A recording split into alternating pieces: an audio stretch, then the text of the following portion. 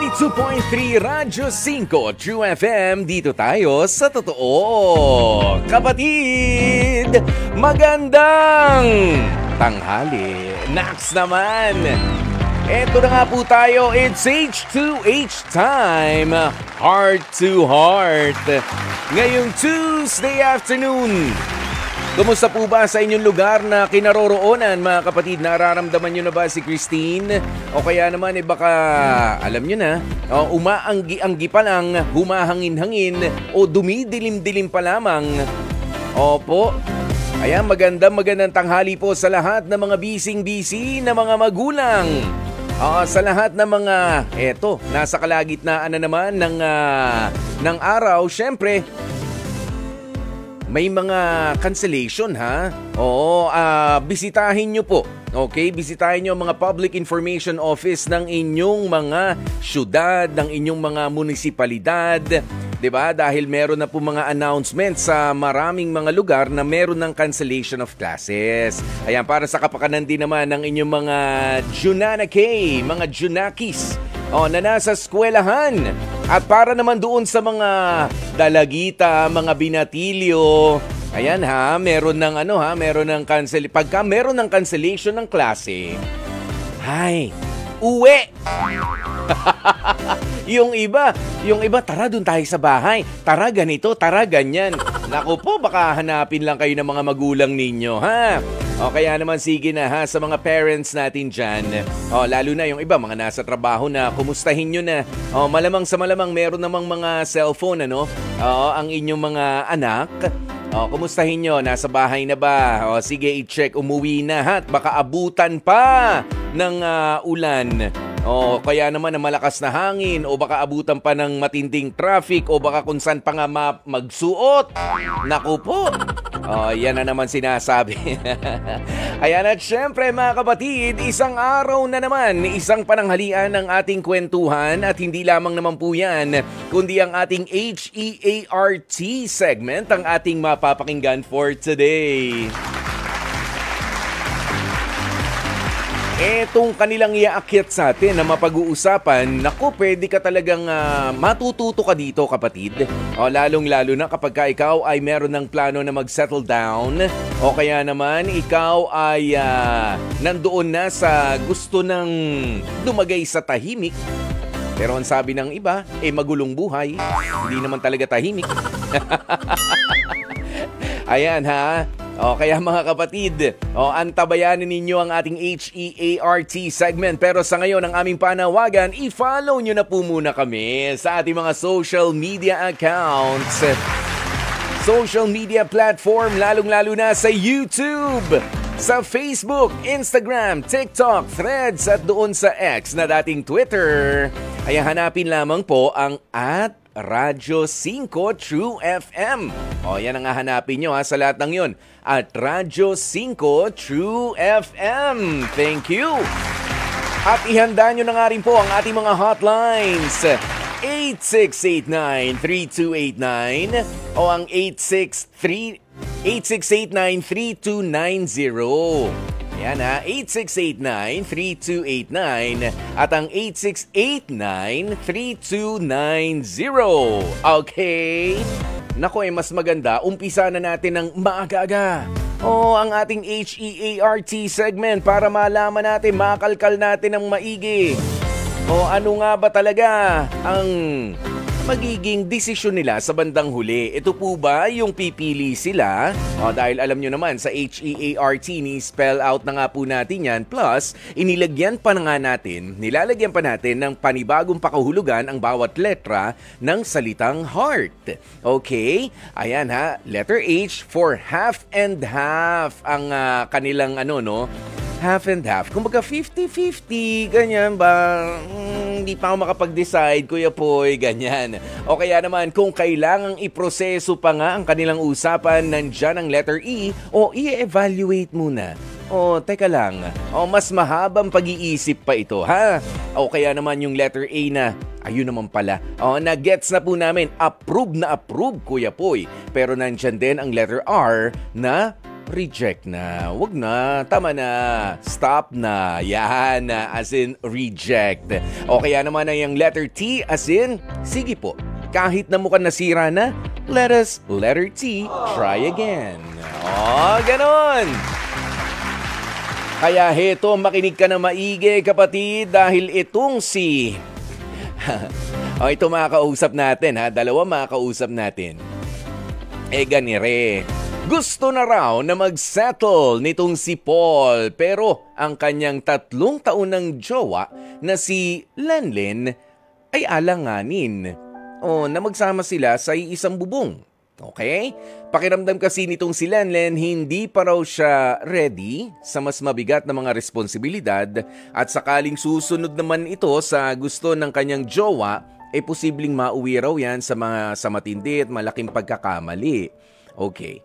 Dahil dyan, ang magjowang sina Lenlen at si Paul ay madalas na nauuwi nga sa matinding pagtatalo at bangayan ang kanilang mga usapan. Kaya halika na, kausapin na natin parehong 28 years old, si Paul ng Quezon City ang unahin natin. Paul, magandang tanghali sa'yo, Paul.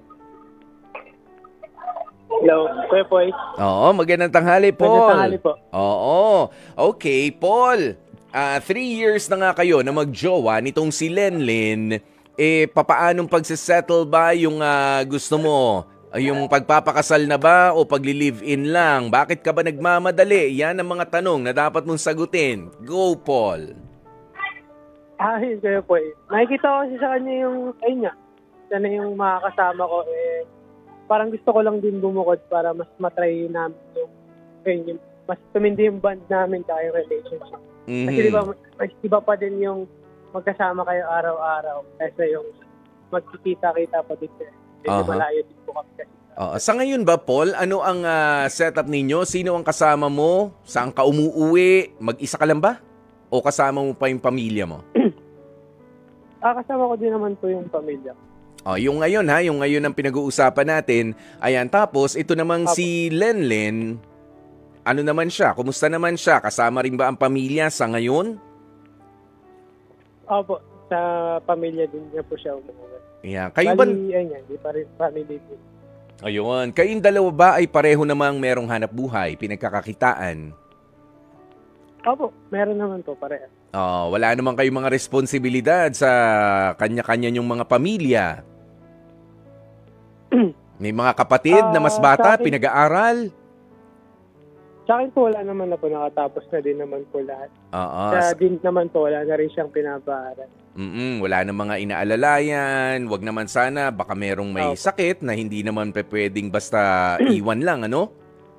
Yan, pero feeling ko nga parang may sakit ka Okay ka lang ba? Inuubo ka yata. Kinakabahan lang, Paul. Malamig na kasi ngayon, Kuya Poy. Medyo malamig. Okay. Sige, parang ako lang rin nangangati-ngati yung lalamunan minsan. Okay. Ganito. Etong si Lenlen ay ayaw pa nga na kayo ay magli-live-in lang ang ino-offer mo sa kanya. Tama?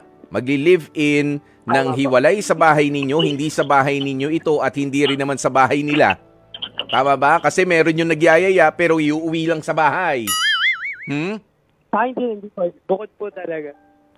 Bukod. Sige. Sa tingin mo ba, ikaw ay meron ng sapat na budget para humiwalay at makipag-live-in? Opo, Kuya Poy. Kaya ko din siya talaga niyayaya kasi nga, feeling ko, kaya ko naman. Saka, ayun nga, siyempre, mahal na mahal ko. Yan. Kaso, yun nga lang, parang madaming pumipigil sa kanya. Sa ngayon ba, nasan si Lenlen? Nasa trabaho ba siya ngayon? Opo. Kasi sinusubukan namin tawagan, ringing. Alam niya ba tatawag kami? Para makuha rin natin talaga, no? Kung ano yung ano niya, kung alam niya naman. Alam niya.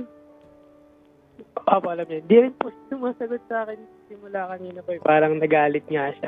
Parang nagtatampo po. Sige, magandang pag-usapan natin yan. Bakit nagtatampo itong si Lenlen na yun nga, kumbaga ay parang hinila mo siya dito para magkausap, magkalinawan kayong dalawa. Lenlen, sana nakikinig ka, no? Para kung merong mali na masasabi itong si Paul, mapagsasabihan natin. Hindi naman porke kung sino ang lumapit sa programa natin ay siya ang kakampihan namin. Hindi po ganoon yun, ha? Okay. Paul, ano ang dahilan? Bakit sa tingin mo nagkakaganyan na naman si Len? Len, mas maganda sagutin mo na yung tawag namin. Okay? Ayan. Paul, ano sa tingin mo? Sabi niya kasi hindi pa raw siya ready sa mas mabigat na responsibilidad, which is true. Valid yun. Tapos mauuwi lang raw yan sa matindi at malaking pagkakamali. Ano ba yung sinasabi niyang matindi at malaking pagkakamali? Doon ako medyo nalabuan. Feeling ko po sa side ng family niya, kuya po eh. Pero kasi yung mas iniisip niya ngayon, ay niya, yung sa gastos. Parang hindi pa kasi siya sanay may walay sa family niya. Sabi ko naman, susuportahan ko naman siya. Ayaw niya lang talaga muna pag-usapan o i-bring up. Pag nabi-bring up ko yung ganun top, ayun, parang nawawala siya sa mood. Kasi nga, parang nagmamadali nga daw ako. Pero sa side ko naman, parang gusto ko lang naman, pero hindi ko naman siya pinipilit. Parang binibring up ko lang lagi. Na kasi ako sa kanya. Hindi mo pinipilit, kaya, pero gaano kadalas sa isang linggo mo sinasabi? Parang ano lang kayo, siguro 2 times, parang 2 times a week lang naman. Kasi alam ko nga nawawala siya sa mood pag ayun yung top. Oh, so 2 times a week, tapos in a week's time, sa isang buong linggo, gaano kayo kadalas mag-usap? 3 times? Ha? At dun sa 3 times, 2 beses mo pa ikinukulit. Halika na, mag-live-in na tayo. Halika na. Di makulit na. Daily pa din kami nag-uusap, kuya po. Isa siyempre biglang pag malapit din yung topic, sinisingit ko, tapos ayun nga. Oh. Minsan kasi insensitive din ako, kaya ayun naman pala. Aminado naman pala itong si Paul na insensitive at init na init. Pero kailan mo ba inumpisahan na yayain na siya na makipag-live-in na sa'yo? Ngayong taon lang naman, kuya po. Kasi nga... Anong buwan, particularly? February. February. Since February hanggang October, patapos na ang 2024, 2 buwan na lang, kinukulit mo pa rin. Siguro naman, at hindi mula nung February, hindi pa rin nag-iiba ang isinasagot sa'yo ni Lenlen, tama? Opo. Diba? Bakit hindi mo subukan na iba na lang muna yung pag-usapan ninyo at wag mo nang ipilit, isingit ng isingit sa mga conversation ninyo na makipag-live-in? Hindi pa talaga. Oo, hindi pa talaga. Nagigets mo ba yun? Opo. Ngayon po, naghihingi din ako ng tulong or advice. Ngayon, dito din, kuya po. Kasi nga, hindi ko kasi malaman kung ano dun sa nahihirapan siya. Baka may iba pa kasi. Pero, naiintindihan ko naman siya. Oo. Sabi mo nga, parang, hindi pa siya sanay, no? Opo. Parang ayun nga, nagiging sensitive ako, kuya po. Kasi iniisip ko lang yung sarili ko kasi nga alam ko, ready na ako, pero siya hindi. Pero ayun nga, parang nagiging sensitive. Alam mo, isa sa magandang parte ng isang pagkakaroon ng conversation na ganito ay yung lalo na mas madaling makausap yung tao na alam niya naman yung mga pagkukulang niya. At ikaw, Paul, alam mo yung pagkukulang mo. Actually, hindi nga pagkukulang, yan yung sobra nga sa'yo. Sabi mo nga, nagiging insensitive ka. Nagiging makulit ka na wala sa lugar doon sa jowa mo. Sa lahat ng mga pinag-usapan ninyo at mga topic ninyo, diyan lang siya naiirita, pero sa iba hindi, no? Hindi ba? Dito lang talaga. Kaya, ayun, makainit. Yes, so which only means, talagang hindi pa ready na makipag-live-in or baka hindi rin open ang pamilya nila sa pakikipag-live-in. Kung sakali magsasama kayo, magpakasal na muna kayo. Ikaw ba ay baka may paniniwala rin siyang ganoon? Kailangan mong irespeto yon. Ano bang sabi ni Lenlen? Yun nga po hindi pag yun yung nagiging topic natin. Hindi siya masyado nagpapasin. Yung pinaka-busy niya lang talaga. Hindi pa siya ready. Oo. Pero mahal niya naman daw kasi hindi pa nga siya ready. Yes, pero hindi, yun nga di ba? Hindi pa siya ready na makipag-live-in. Ibig sabihin, lalong hindi pa ready na magpakasal pero mahal ka niya. Hindi ba sasapat yun para sa ngayon?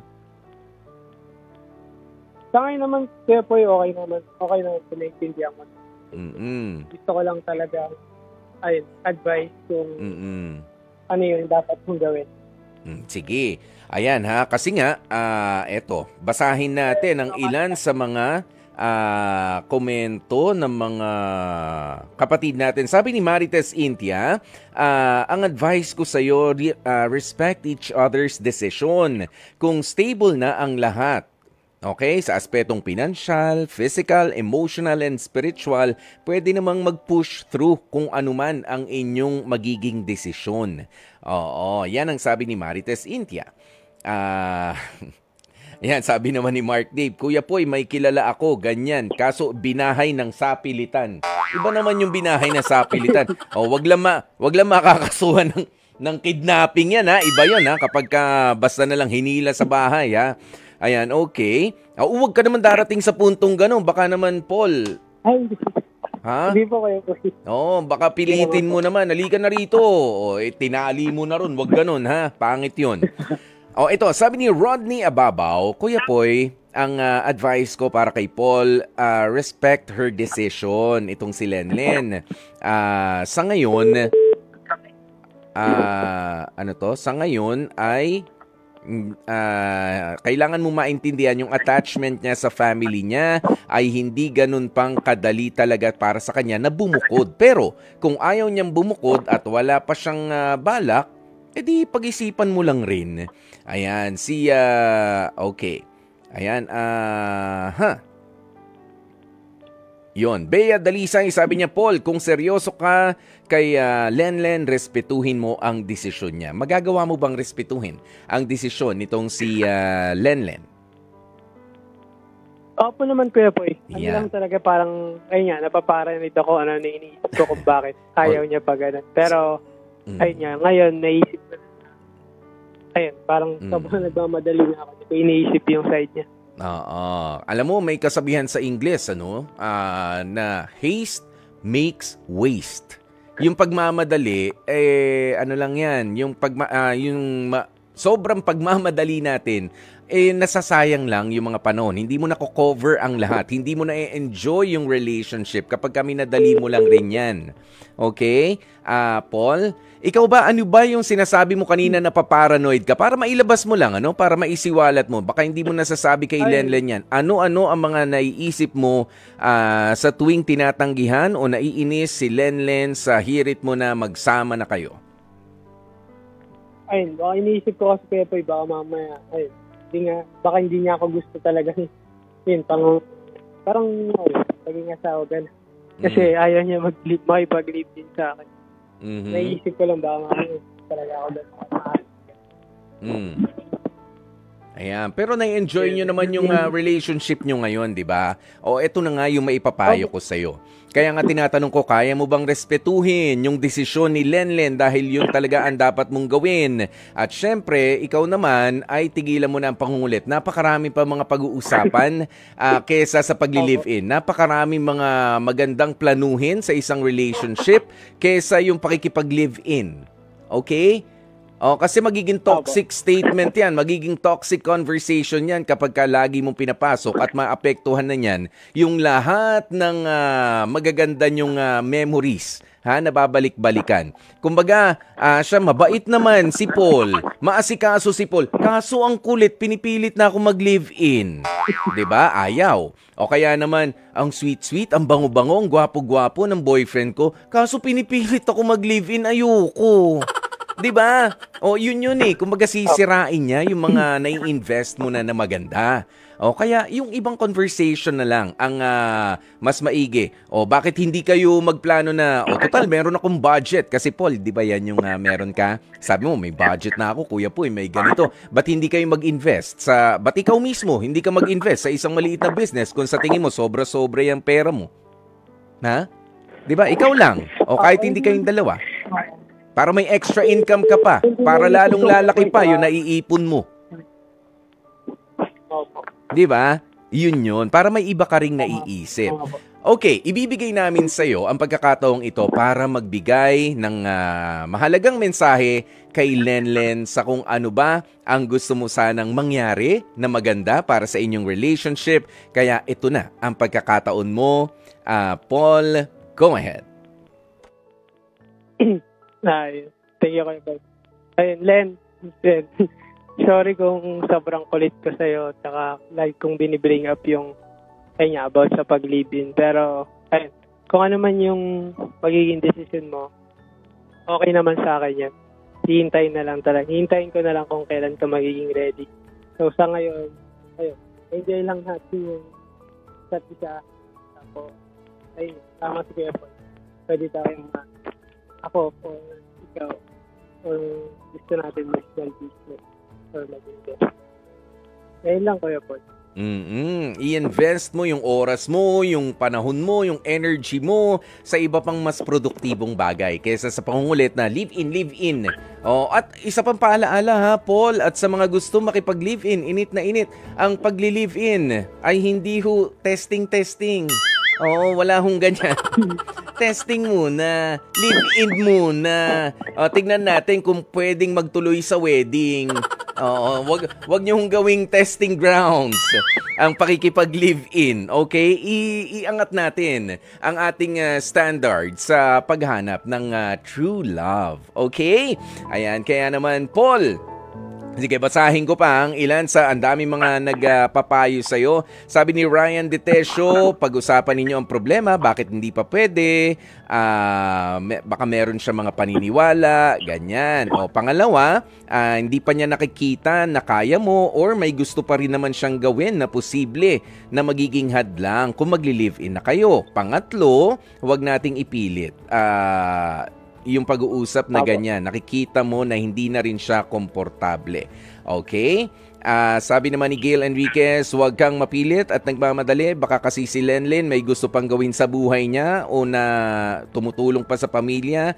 Huwag maging makasarili. Okay? Busog na busog ka ha, sa payo mula sa mga kapatid natin. Salamat po. Oo. At eto pa, mayroon pang dadagdag mula sa Quezon City. Kausapin natin ano ba masasabi ni Jomar. Jomar, magandang tanghali sa'yo. Hello, Kuya Popoy. Magandang tanghali po. Magandang tanghali. Jomar, anong maipapayo mo kay Paul at kay Lenlen? Ayun, para kay Paul muna, intayin niya yung panahon kung kailan magiging okay kay Lenlen mag-settle. Kasi marami pong factors, katulad ng mga sinasabi ng ating mga kapatid sa comment section. Yun nga, baka merong spiritual, baka yung religion nila, pinoprohibit siya na mag-live-in kung hindi kasal. Pangalawa, yung financial, syempre sa political economy natin, mahirap mag-settle at mahirap mag-live-in, lalo na kung hindi naman stable yung income mo. Pangatlo, siguro yung sa family niya at saka yung sa sarili, hindi pa siya ready, like emotionally, mentally. So, dapat i-consider niya yung mga yon at respetuhin natin si Lenlen kasi as time pass by, kung ready na siya na mismo yung magbe-bring up doon kay Paul. Siya na mismo ang magyaya. Kailan ba tayo papakasal? Di ba niyayaya mo ko noon? Yun nga po eh.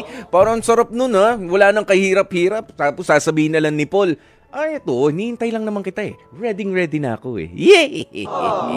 Maraming salamat, Jomar! Salamat, Kuya Poy! Ayan, Paul, narinig mo yun lahat. Paul? Apo, Kuya Poy. O yun. At syempre, maraming salamat din ha sa pagkikwento mo sa amin dahil alam ko marami rin ang mga init na katulad ni Paul na makipag-live-in na o gigil na gigil dahil nandun talaga sa rurok ng kaligayahan at gusto ng makipag-live-in dun sa kanilang minamahal. Pero kung ayaw pa, wag na muna. Marami pang pagpaplano, marami pang mga pwedeng gawin. Ha? I-enjoy nyo lamang ang company ng bawat isa at mas kilalanin pa ang pag-uugali ng isa't isa para pagdating doon sa ending, yan, sa end game, ay kayo talaga ang magtatagpo sa harapan ng altar o baka sa harapan ni Mayor. Ayan, pwede rin kung civil wedding, di ba? O, ganyan eh. Di ba? Kayo ang magpapalitan pa rin. Love question of the day. Kapatid, it's 12:39 lang pala. Ay, nako. 12:39. Ayan, at syempre, ito na nga po ang ating love question of the day. Dapat nga bang baguhin mo ang unhealthy lifestyle ni jowa kahit hindi mo pa naman siya asawa? Ayan.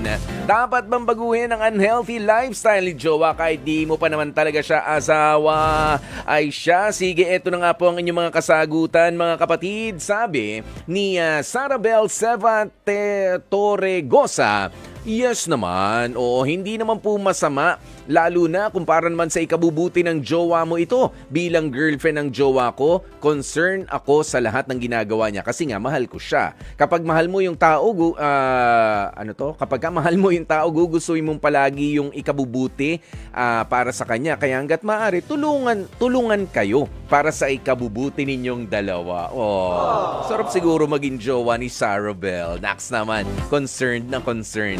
Sabi naman ni Helen Morcilia, para sa akin hindi na. Kasi malamang sa hindi, baka isipin pa niya may gusto ka, OA at naghahabol pa. Hindi nga, magjowa kayo pero hindi pa kayo mag-asawa. Matanda na siya, dapat alam niya na ang tama at mali. Kung may iba na siya o ikaw, di mo na siya dapat pakialaman pa. Wala siya sa buhay niya. Parang wala nang gana. Parang pagod na itong si Helen. Ayaw niya ng baguhin yung unhealthy lifestyle. Bahala ka dyan. Tanda ka na. Ayoko nang makulit. Sabi naman ni Margie Lim, walang masama kung ngayon pa lang ikaw ang magpapabago sa unhealthy lifestyle ng jowa mo. Kung sa iyong palagay ay siya naman na makakatuluyan mo rin at habang hindi palulong o malala ay maagapan na para naman sa future nyo ngayon pa lang payuhan mo na siya para sa ikabubuti niya. Maganda na sana, Margie, kaso sabi mo, sige, tulungan mo lalo na kung alam mo kayo magkakatuluyan. So kapag hindi pa, hayaan mo siya. Ganun din. Hayaan mo lang siya. Si June Romel Galion, sabi niya, mas maganda talaga kung magbabago ang unhealthy lifestyle ni jowa bago pa kami magkatuluyan. Sino ba naman ang may gusto na may masamang habit, pag-uugali o bisyo yung jowa? Naku, mahirap na ha. Baka lumala pa kung kami ang magsasama na. Kung ngayon pa lang, di ko mababago sa kanya lahat ng yan. Dapat maayos din siya katulad ko.